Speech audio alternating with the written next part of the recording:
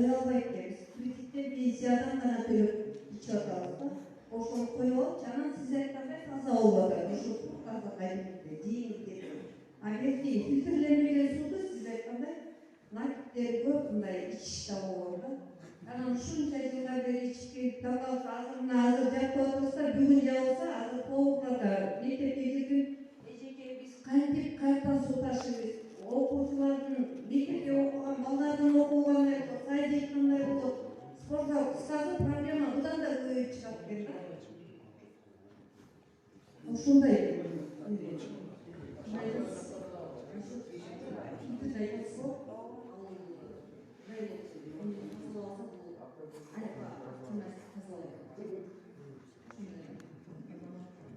Жана фильтр менен тазалай турбай, анда суу бизде радиация болот ушундай. Аны тазалайт. А биздин анда проблема көбөйөт экен. Алтынга жабыш керек анда. Жанагы кумгар сууну кантип ичебиз? Шыраатын жабыш керек. Жерде ушул сизге специалисттер келсе, комиссия келсе, ошону беришет да, биз ошол боюнча өзүмдө иштеп барганда ошол жактагы специалисттер менен сүйлөшүп госгеологияга барып, көрүп, ошол кайткан десе бул природный болушу мүмкүн. Анткени силердин жаныңарда эчтеке жок, бул природный жердин астында земляной пласттар бар дейт. Ошол пласттар жылганда ушундай берет экен да. Бул природный айтты да, госгеологиядагы специалисттер. Устав geçip var. Kaç yıldan beri işte var. Family aktivite. İşte gelsin. Bu an şeyin işte bakın zor olmuş. Ama ne oldu? Biz 19-жылы радиологияга алганбыз. Ал жылы 19-жылы пределдик норма болчу. А биз жыл сайын албайбыз. Sanepsiyasada birinci ödetkenler bize muaf var. Birinci işleri kaymışken Kamaş ayında çıkartan su taze emas. Bu taze emas. Bu şey biz anda taze bir su içip geldik de. Bu mындай да. Радиологияга биз алганбыз 19-жылы артикулатында. Пределдик норма. Хим анализ, бак анализ квартал сайын бул жерден алынып жүргөн. Ал жакшы болуп жүргөн. Силерде бир эле сууларды biraz өйдөрөк болчу да. Но пределдик норма да. Камаш айылдын суусу ага эч ким уруксат да берген эмес, документи жок, өздөрү катышкан. Өздөрү тартылган эмес, тартып бергендер. Эми ошол Канча деген акча жок. ошолду эч документи жок, аны биз уруксат да берген эмес. Текшеришиңиздер болчу. Биз текшергенде биз суусун анализин алып кеткенбиз. Хим анализ, бак анализ куруу болот. А биз радиология кылабайбыз, аны республикада. Ошол таза болгон да. Алып келген. Ошол жерге жанагы Бул радиационный антиактивный стоит.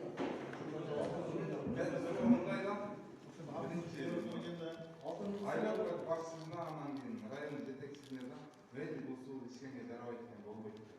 Анан кийин таза суу качан чыгат? Силер районду жетектейсиздер, айыл эме кылып жүрүпсүздөр. Мына аракет кылыңыздар, аракет кылыңыздар. Мисалы башка айылдарда, башка жактарда суу чыгарып атат да, элдерчи таза суу чыгарып атат. Мисалы Бакыйда мейли артизан жок экен болот, бешек кезерин кара сууда бар да, мисалы ошонун аракетин кылып баштадыңыздарбы, качан суу чыгат? Кепилдик бере аласыздар, мынча күндө суу чыгат, буйрузат. Азыр ал боюнча ормон мындай. Şu vapursun ben çok bir koyayım mı? Ne oldu?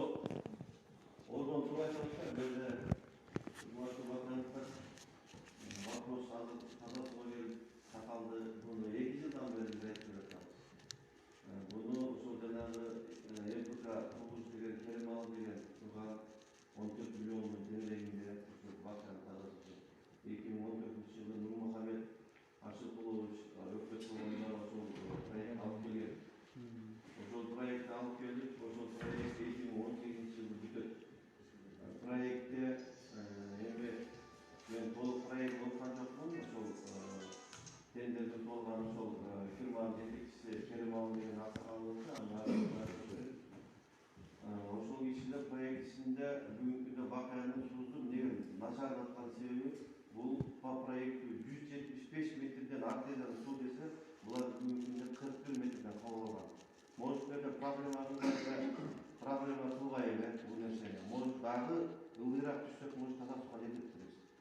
Азыр бизден да бийигирээк жерден Бакайдан 120 метрден артизан суу чыгып аткан арылдабы. Бирок бул маселени мындан 2 жыл мурда эле көтөрүлүп келген. Бул жерде айрым депутаттар аралык отурат.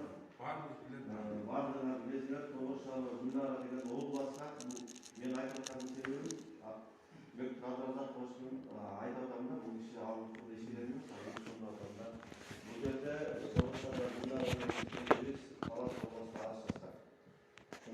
Таза суу боюнча биз эмне таза суу ичпейбиз, техникалык суу деген маселе көтөрүп, областтан районда биз комиссия болуп, Баракбек Жалбеков келген, Чолпон Асылбеков келген,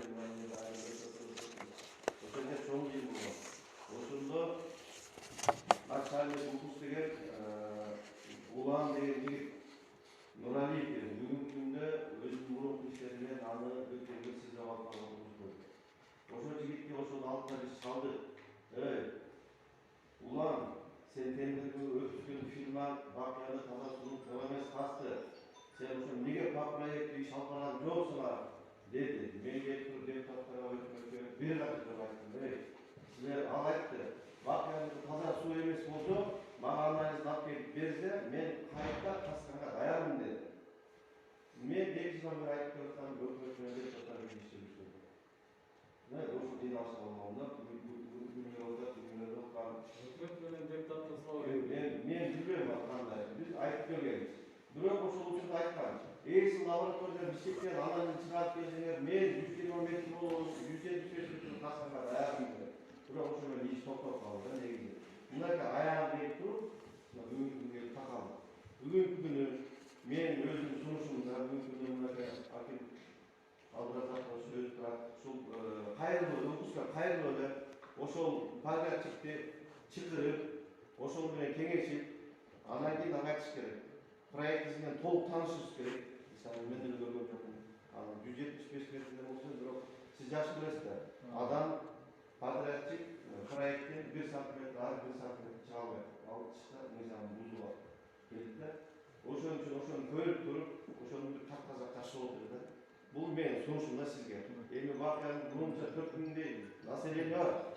Булардын туура буга чейин бизде да программага айтып келгенбизде 4000 населениеден денсаулыгына зыян алып келип атасыңар, ушунун үстүнө иштегиле деген маселелер көтөрүлгөн.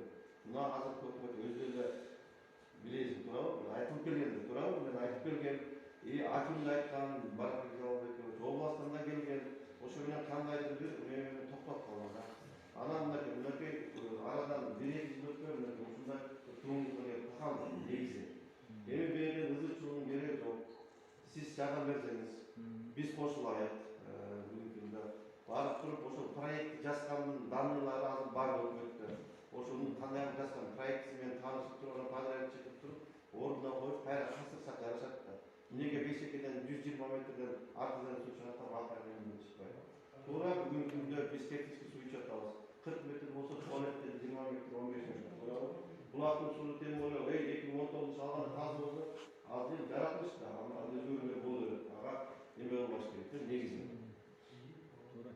Анан ошол ушуну бир тактап көрсөт. Бул где-то жөнөкөй акча эмес, 14 миллион тегерегиз акча. Ошол учурда билбейм, ошондо өкмөттүн спикерлери ошондо караса болмок. Ал проектти мынчакен кабыл алып койсо, өкмөт кабыл алганда подрядчикларга тек башы менен жооп берет. Мамлекет 1 сом албайт. 10 сом эмес, 1 сом мамлекет жооп берет. Ошол учурда Бакыянда кимелер эмелер бар болчу, мисалы айылдын ичинде балык башынан сатып келип, ошол учурда айыл башчы, ошол айылда депутатка ошол бериштирди болмок, ошол учурда кимдер айылда Талай топпайсың жанагы. Кандай ошодон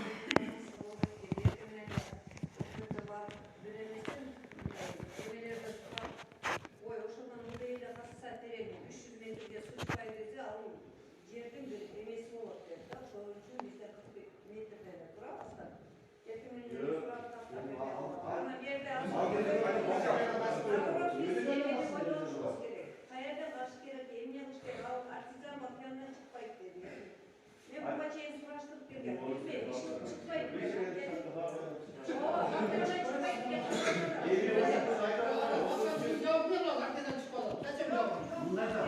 Неме? Балма Неме? Мен айтқан себебі